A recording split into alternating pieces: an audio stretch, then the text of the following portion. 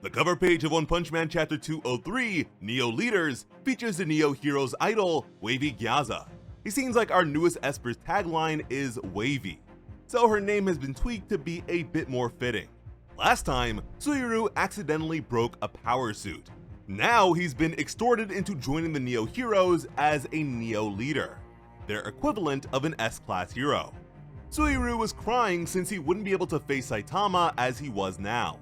The mention of that name caught Metal Bat's attention.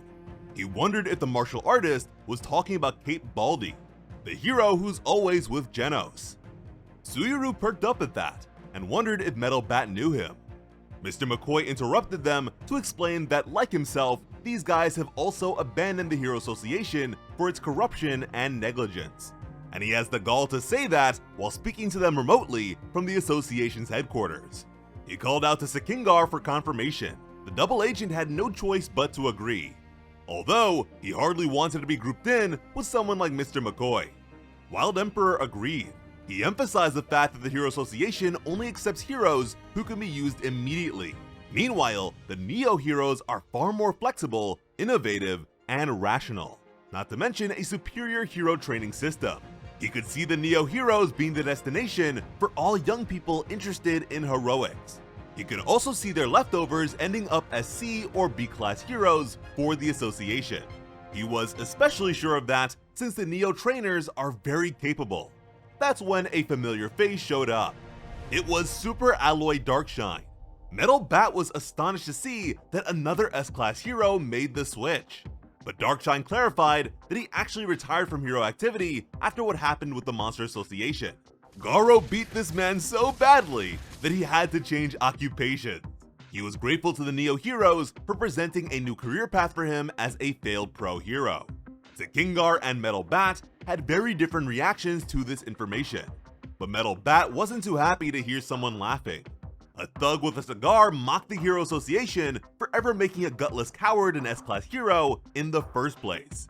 He warned them that the Neo Leaders are totally different. Metal Bat was ready to go full delinquent mode, but was stopped by Sekingar. Metal Bat is actually here as Sekingar's bodyguard, and has a lot of respect for the guy. So he took a deep breath and calmed himself down. He called on Mr. McCoy to continue introducing the Neo Leaders. He also wondered what was up with the loudmouth. Mr. McCoy introduced the man as Ryumon, boss of the 400-man strong Ryumon gang.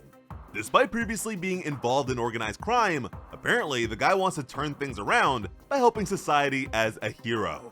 The Neo Heroes are counting on the strength of his gang and intend to observe them closely. But this is just smoke and mirrors because Ryumon was actually the one who taught Mr. McCoy how to handle his hero gambling operation.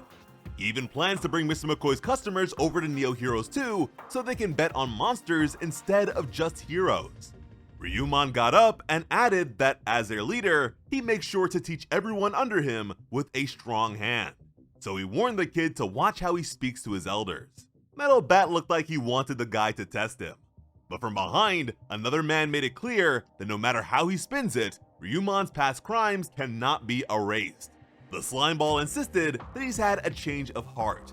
This is Axel, a young civilian and leader of a vigilante group known as Hunters.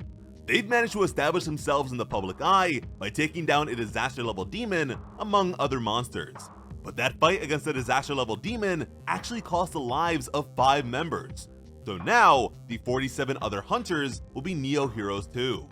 The Hero Association tries to recruit him, but Axel is very dissatisfied with their performance and intentions. He thinks they only care about rich people, which they do.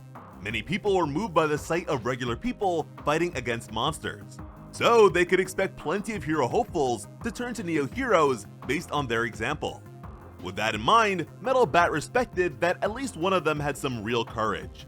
From there, another man professed his belief that they need to be shepherds for the young sheep. This is Infelsine. He's the founder of the Church of Otherworldly Reincarnation. This guy looks like an evil version of King. Based on the name of the church, it seems like he is one of God's minions. The mural that Monster King Orochi worshipped also spoke of God's reincarnation on Earth. Apparently, the faith has seen an upsurge in members and is now 3 million people strong. This is not the first time that the mysterious being has had a faith established in his honor. As if the Neo heroes weren't compromised enough thanks to the organization and Tsukuyomi. And maybe it's because we just made a video on Boros, but the insignia this guy wears definitely reminds me of the alien tyrant. With the church on their side, Mr. McCoy was certain that public opinion would be in their favor. Suiru was fascinated. He had no idea that heroes do all of this extra stuff. Before meeting Saitama, Suiru had no interest in heroics, and figured that they were all just petty. Now, he'll have to discern the difference between a true hero and whatever the hell these guys are for himself. Wild Emperor pointed out how thorough Mr. McCoy is. He has definitely put a lot of thought into the popularity of Neo heroes. That's when another man mentioned that numbers are strength. This is Zaydatz, a very rich man who manages several companies. He also has a follower count of 40 million. Zaydatz offered Metal Bat his card, but the kid is not on social media. As it turns out, this guy is responsible for a large chunk of the Neo heroes' funding. Hearing that, Sekingar wondered if it was even safe to have him on the front lines. But Zaydatz assured him that there was nothing to worry about. In fact, he actually spends most of the budget on his own gear. So he's something like a self-interested Batman. Or maybe Deku at this point. He was looking down on them for being poor.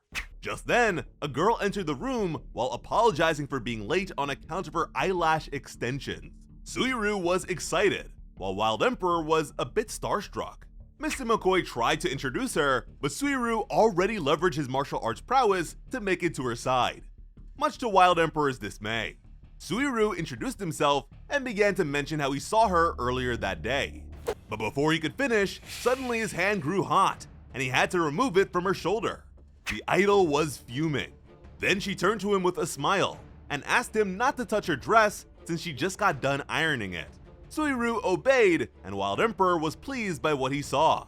Mr. McCoy explained that Wavy Gyaza is an idol singer that's really popular with teenagers. She also has a pretty crazy fanbase that is always ready to fight for her. She was on hiatus for half a year, and in that time, she's gone through several human experiments. Now, she's an enhanced human. Given all her talents as a hero idol, surpassing Sweet Mask is her goal.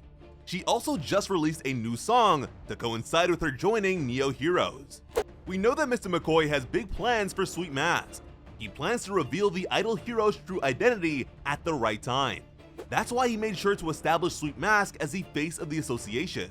Once the truth gets out, Neo Heroes will personally hunt down Sweet Mask. After that, Mr. McCoy will bring all of the Hero Association's data to the Neo Heroes. Although, we can expect Saitama to throw those plans off big time since Sweet Mask is so interested in him.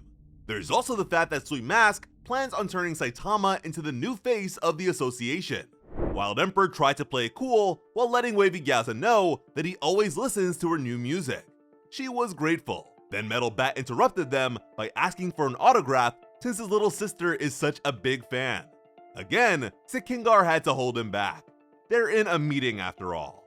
But it's nice to see that Metal Bat is always thinking of his sister Zenko.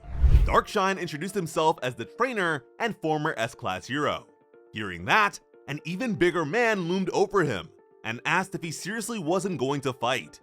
This is the Super Sumo Raiden. He's won 700 matches in a row. The Hero Association desperately wanted to recruit him, but he ended up joining Neo Heroes. Now, there is only one more silhouetted Neo leader left for us to meet. And unbeknownst to all of them, they're all just pawns on God's chessboard against Saitama. But Saitama's Saitama, so I'm more interested to see how they stack up against the S-Class heroes. Wavy Gyaza should technically be S-Class level, considering she so easily thwarted a demon level threat.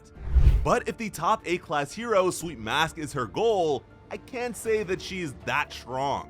The same goes for Axel. If he can't solo a demon level threat on his own, then he's not S-Class level.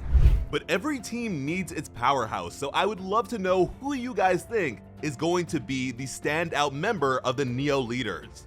For now at least, I'm betting on Infelsinave simply because he may very well be connected to divine power. And it is truly a divine feeling to be getting new chapters of One Punch Man with fresh content, so hopefully you guys enjoyed too. As always, I'm Sliceable Otaku, thank you all so much for watching and have an awesome day. I love you.